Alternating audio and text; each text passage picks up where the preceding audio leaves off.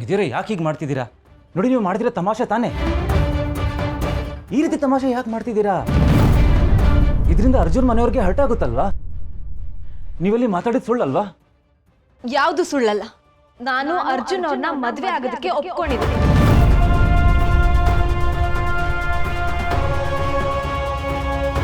ಆದ್ರೆ ಸಡನ್ಲಿ ಅರ್ಜುನ ಮದ್ವೆ ಆಗ್ಬೇಕು ಅಂತ ಯಾಕೆ ಹೇಳ್ತಿದ್ದೀರಾ? ನಿತ್ಯ ಹತ್ರ ನಾವಿಬ್ರು ಪ್ರೀತಿ ಬಗ್ಗೆ ಮಾತಾಡೋ ನಿರ್ಧಾರ ಮಾಡಿದ್ದು ಅಲ್ವಾ? ಈಗ ಇದ್ದಕ್ಕಿದ್ದಾಗೆ ಈ ತರ ನಿಧಿ ಏನಿದು? ಏನೇ ಆಗ್ಲಿ, ನಾನ್ ಮಾತ್ರ ನಿಮ್ಮನ್ನ ಮದ್ವೆ ಆಗೋದಕ್ ಆಗಲ್ಲ.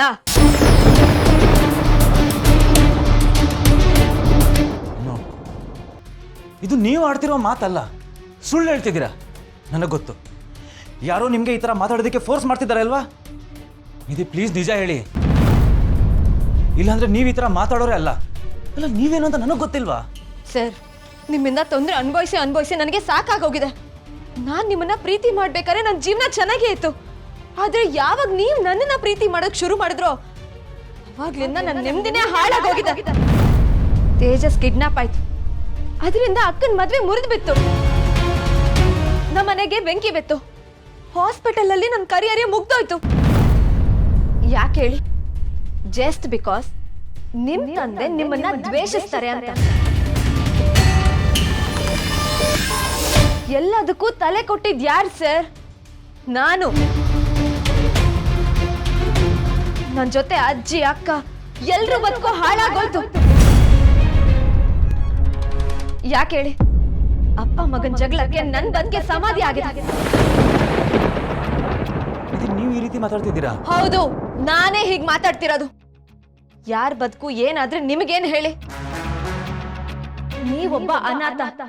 ನಿಮ್ಗೆ ಒಂಟಿಯಾಗಿ ಬದುಕಿ ಅಭ್ಯಾಸ ಇದೆ ಸರ್.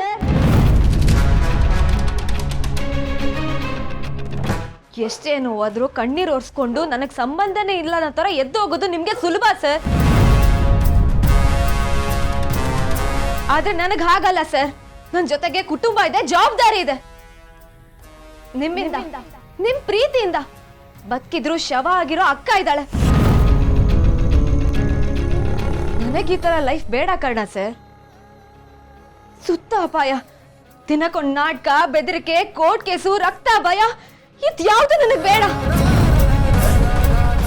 ನನಗ್ ಬೇಕಾಗಿರೋದು ನೆಮ್ಮದಿ, ಜಸ್ಟ್ ನೆಮ್ಮದಿ.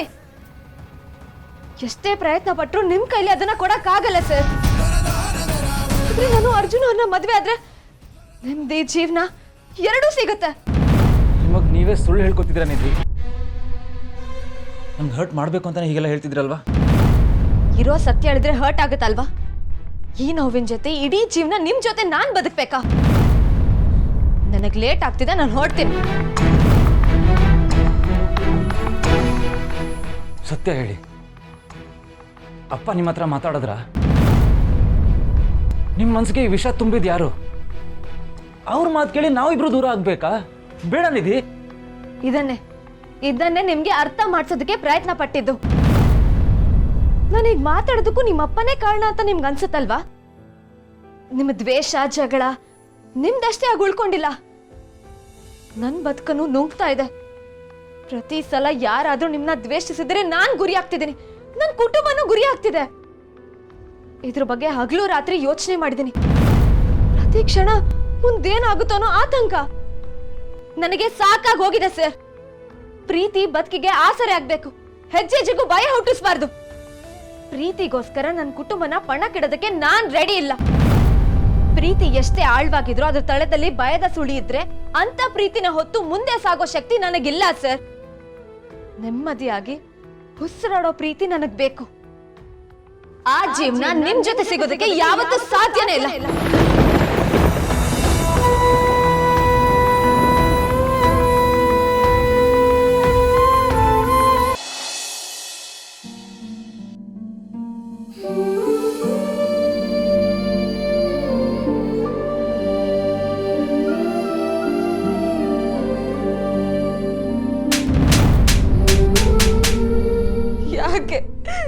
ಯಾಕೆ ಹೀಗ್ ಮಾಡ್ದೆ?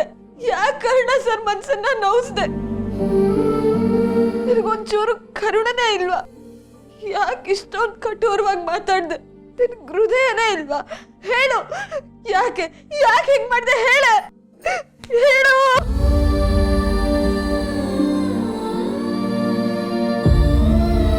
ಅಂದ್ರೆ ಹಾಗೆ ಹೇಳ್ದೆ ಬೇರೆ ಯಾವ ದಾರಿ ಇತ್ತು ನನ್ಗೆ? ಬದುಕಿಂದ ಕರ್ಣ ಸರ್ ದೂರ ಹೋಗ್ಬೇಕು ಅಂದ್ರೆ ಅವ್ರಿಗೆ ನನ್ನ ಮೇಲಿರೋ ಪ್ರೀತಿ ದ್ವೇಷ ಆಗಿ ಬದಲಾಗ್ಬೇಕಾಗಿತ್ತು. ನನಗೆ ಎಷ್ಟೇ ನೋವಾದ್ರೂ ಸಹಿಸ್ಕೋಬೇಕು. ಅವರು ಅಕ್ಕಂಗೆ ಮರು ಜೀವ ಕೊಟ್ಟಿದ್ದಾರೆ. ಯಾವುದೇ ನಿರೀಕ್ಷೆ ಇಲ್ಲದೆ ಗೌರವ, ಪ್ರೀತಿ, ರಕ್ಷಣೆ ಎಲ್ಲನೂ ಕೊಟ್ಟಿದ್ದಾರೆ. ಅವರಿಬ್ರು ಬದುಕಿ ನೆಮ್ಮದಿ ಮುಂದೆ ನೋವು ತೀರಾ ಚಿಕ್ಕದು. ಕಣ್ಣೀರು ಅವ್ರ ಬದುಕಿಗೆ ಬುನಾದಿ ಆಗುತ್ತೆ ಅಂದ್ರೆ ನನಗೆ ಎಷ್ಟೇ ಬೇಜಾರಾದ್ರೂ ಅಳು ಬಂದು ಪರವಾಗಿಲ್ಲ. ಇನ್ ಮುಂದೆ ಕರ್ಣ ಸರು ಬರೀ ಅಕ್ಕಂಗ್ ಮಾತ್ರ ಸೇರಿದವರು.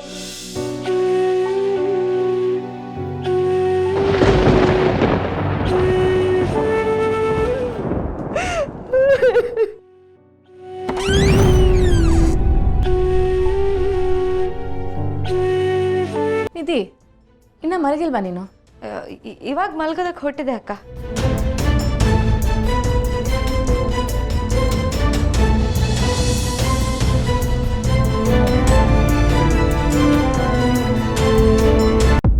ನನಗೆಷ್ಟು ಸಂತೋಷ ಆಗ್ತಿದೆ ಗೊತ್ತಾ? ಕೊನೆಗೂ ನಿನಗೊಬ್ಬ ಒಳ್ಳೆ ಲೈಫ್ ಪಾರ್ಟ್ನರ್ ಸಿಕ್ಕಿದ್ದಾನೆ. ಅರ್ಜುನ್ ನಿನಗೆ ಒಪ್ಪಿಗೆ ಆಗಿದ್ದಾನೆ ಅಂತ ತಾನೆ ನೀನು ನನಗೆ ಹೇಳಬೇಕು ಅಂದ್ಕೊಂಡಿದ್ದು? ನನಗೆ ಎಷ್ಟು ಭಯ ಆಗ್ಬಿಟ್ಟಿತ್ತು ಗೊತ್ತಾ? ನನ್ನ ಪ್ರಶ್ನೆಗೆ ಉತ್ತರ ಕೊಡದೆ ಹಾಗೆ ಹೊರಟೋಗ್ಬಿಟ್ಟೆ. ನೀನು ಏನು ಹೇಳಬೇಕು ಅಂದ್ಕೊಂಡಿದ್ದು ಅದನ್ನು ಹೇಳ್ದೆ ಹೊರಟೋದ್ಯಲ್ಲ ಅಂತ ಟೆನ್ಷನ್ ಆಗಿಬಿಟ್ಟಿತ್ತು ನನಗೆ. ನಾನು ಏನಾದರೂ ತಪ್ಪಾಗಿ ಹೇಳ್ಬಿಟ್ನಾ ಅಂತ ಯೋಚನೆ ಮಾಡ್ತಿದ್ದೆ. ಇನ್ಫ್ಯಾಕ್ಟ್ ಈಗಲೂ ಯೋಚನೆ ಮಾಡ್ತಾ ಇದ್ದೀನಿ. ಅಕ್ಕ, ನಿನ್ನ ಯೋಚನೆಯಲ್ಲಿ ಯಾವ ತಪ್ಪು ಇಲ್ಲ ಕಣೆ. ನಿನ್ನ ಮನಸ್ಸಲ್ಲಿರೋ ಪ್ರೀತಿನ ಆದಷ್ಟು ಬೇಗ ಕರ್ಣ ಸರ್ ಹತ್ರ ಹೇಳ್ಕೊ. ಜಗತ್ತು ಆಲ್ರೆಡಿ ನಿಮ್ಮಿಬ್ಬರನ್ನ ಗಂಡ ಹೆಂಡತಿ ಅಂತ ಒಪ್ಕೊಂಡಾಗಿದೆ. ಇನ್ನು ನೀವಿಬ್ರು ಪರಸ್ಪರ ಒಪ್ಕೊಬೇಕು ಅಷ್ಟೆ. ನೀನು ಕರ್ಣ ಸರ್ನ ಪ್ರೀತಿಸ್ತಾ ಇರೋದ್ರಲ್ಲಿ ಯಾವ ತಪ್ಪು ಇಲ್ಲ ಕಣೆ. ಅಬ್ಬಾ, ನನಗೆ ಈಗ ಸ್ವಲ್ಪ ರಿಲ್ಯಾಕ್ಸ್ ಆಯಿತು ನೋಡು. ನಿಧಿ, ತುಂಬ ದಿನ ಆಯಿತು. ನಿನ್ನ ಮಡ್ಲಲ್ಲಿ ಮಲ್ಕೋಬೋದಾ? ಅಕ್ಕ, ನೀನು ಅದನ್ನು ಕೇಳಬೇಕಾ? ಬಾ.